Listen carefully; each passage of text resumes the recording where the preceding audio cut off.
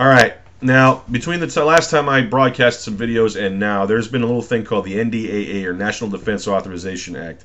Now, there are some defense spending bills attached to it, but basically, from what I can understand and from what I've read and heard other people talk about, is that it basically declares the United States a battlefield. It gives the military carte blanche to do whatever they want at the president's. All he has to declare is a state of emergency, and the military can march in, do whatever they want to the people, subjugate them, close off cities, raid homes, do stuff like that. Well, I just saw a video like from my friend Smoking Joe Trainer, Andrew, for those of you who know him, that says that the military has been waking up. They are waking up. Many of them are woken up. And I personally believe that using our own military, they're not going to be able to do it. Like I said, the humanity that is inherent in the people who serve in the military and the people who wear the badge, the police forces and stuff like that, is too great for them to realize. A lot of them have gone to college and they know what happened in Soviet Russia and Nazi Germany, and they know about the camps and stuff like that, and they're not going to do that.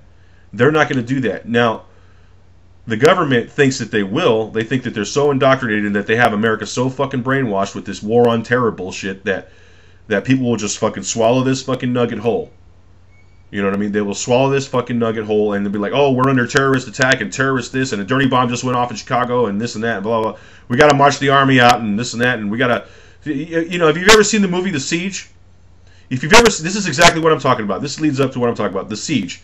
Because in that movie, Bruce Willis is an army general, and he invokes the War Powers Act, something similar to the NDAA, and he basically locks up an entire borough, like all of Brooklyn, you know, New York, or all of the Arab people of Arab descent in Brooklyn. So basically, they categorize a certain type of person, they lock down a particular area of a city, and they put them all in freaking detention camps.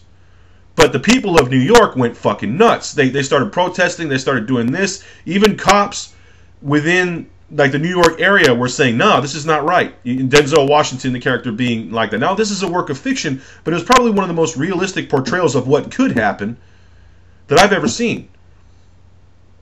You get a general who's over there saying, who's declared a state of martial law in this area of New York, and you got, you know, some law enforcement officers saying, no, this ain't right. This is not right. This is not what we're about.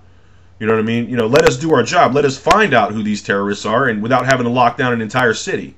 Let us investigate. Turn us loose and let us fucking sniff around. We're detectives. That's what we do. You know what I mean? And the army comes in like a fucking broadsword, you know, and just like everybody. But, you know, in the end of the movie, you see the rule of law prevail. The rule of law. And it's a great movie. But this is exactly what I'm talking about.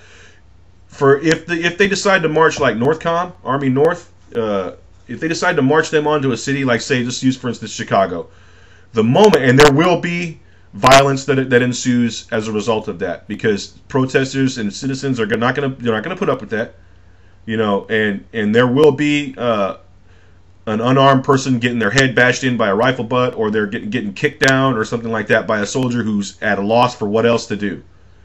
You know what I mean? And there will be rapes and the occasional rape and the occasional act of violence. And once the camera and the media gets a hold of that shit, it's on like motherfucking Donkey Kong. Okay? We will not, as the American people, will not put up with the army that's designed to protect us and to protect our Constitution. We will not put up with them marching on our streets to fucking subjugate us. We will not. I will not. My neighbors will not. There are a ton of veterans in the greater San Antonio area. There's 5 military bases here in San Antonio. Okay? And I know that veterans happen to like their guns. And they're not going to put up with that shit.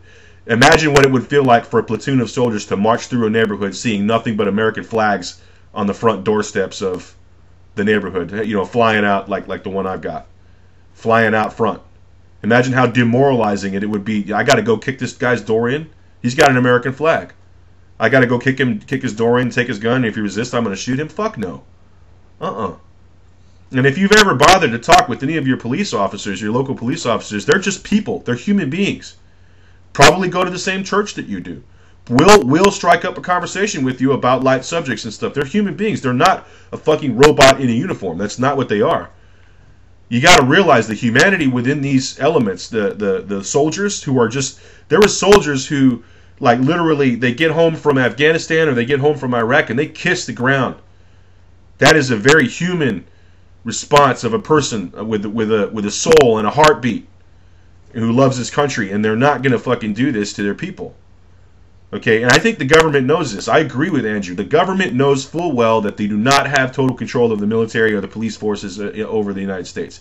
And a brute force takeover, however much they want it, however much they would like to lock things down tight, it's not going to happen the way they want it. It's not going to happen the way they want it. They may get, at most, 50% compliance from the military or from the police. At most, at best. Which leaves them at half strength. The other 50% is going to side with us or just stay home, and then it's on. You know, if that 50% wants to come kicking indoors, you know what I mean? Every house is going to be a Waco then. Every house is going to be a Waco. We're going to fire back. So that's just the way I say it. I hate to sound hardcore or extreme, but those are the facts, Jack. You know what I mean? We're talking about this. Our founding fathers saw this day coming, you know? And I loathe it. I loathe the idea of pulling a trigger at another human being. I hate it. I loathe it. I hope it never happens. But you know what? You know, like Andrew said, even biblically speaking, you're justified. If somebody comes into your home to harm you, you're justified in taking them out. You know, people tell me all the time, well, how can you be a Christian and still believe in violence and guns? I don't believe necessarily in violence except as a last resort. Well, this and that, and Jesus said, Jesus also said, let he who does not have a sword sell his garment and buy one. Now, why do you think he wants his people to have swords? Not for decoration. So at any rate, the NDAA, while alarming, when the shit does hit the fan, it's not going to have the teeth that they think it is going to. They're trying to speed this stuff up because they see that they're losing control. They see people waking up. They see people are just like going, oh man, whatever. You know, we do not trust the government. You know, there was a part in the movie V for Vendetta when the news media is just blasting all this crap that's going wrong and all this stuff that's going wrong, and they made it, you know, like the prime minister or the president of the government at that time in the movie said, we need to let people think that we're on the edge of oblivion if we do not act. We need to bombard them with the disasters and emergency and strike fear. Fear is a measure of control. Fear is a way to control people. And what did he say? And so like all this stuff's going on in the news media and stuff like that, and people are just like, man, whatever. They're starting to at one point they're just like, this one little girl's like, that's bollocks. That's just bullshit. You know. So that's what people are doing nowadays. They hear this media about this, and they hear media about swine flu, and some people just line right up to get their poison vaccines. Line right up. Other people are like, no, I'm not going to do that. They do not have as tight a grip on our minds, on our hearts and our minds as they want to think they do. They do not have complete control. And it's nice to see this new world order come apart at the seams, or start to unravel. And let's face it, somebody blew the whistle on Fast and Furious. Our government facilitated the transfer of illegal weapons to Mexican criminals. Pure and simple. And somebody said that's not right. That's an example of the humanity, the heart and soul that still exists within the people who are charged, who take that oath to protect and serve. These federal police officers said they blew the whistle and they said, no, this is not right. There are guns from our government being okayed by our government, facilitated, and going into the hands of Mexican criminals. That's almost like treason, bro. That's almost like treason. If they'd have gone to the Taliban, if the guns had gone to the Taliban, which is another subject I'd like to talk about, if those guns had gone to like Osama bin Laden and his cronies, that would have been treason. That would have been providing aid and comfort to the enemy of the United States. Well, these drug cartels are no different. They're criminals. That's like aiding and abetting a criminal. It's the same concept. So, I mean, why nobody's in jail because of this? Eric Holder should fucking be in jail if you ask me. You know, that guy is the fucking thorn in my ass of this entire administration. That fucking guy, Eric Holder, because he's openly argued that we do not have the right, the individual right to keep and bear arms. We do not. He's openly argued that.